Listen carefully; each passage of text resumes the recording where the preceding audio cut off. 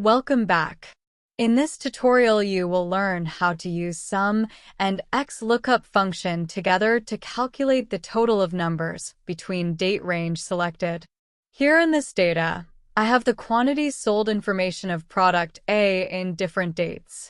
My requirement is to calculate the total sales quantity for the from and to date range that I input here in these cells.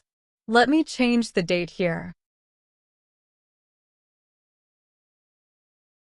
Total changes automatically. Let's start using formula here. Press equals, then type SUM.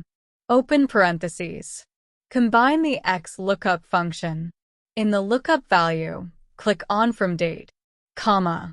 In the lookup array, select the date range of source data, comma. In the return array, select the quantity range of source data. Close the parentheses for XLOOKUP. Type the colon symbol. Repeat the XLOOKUP function again for to date. This you can simply copy and paste from previous one. And change the cell reference of to date.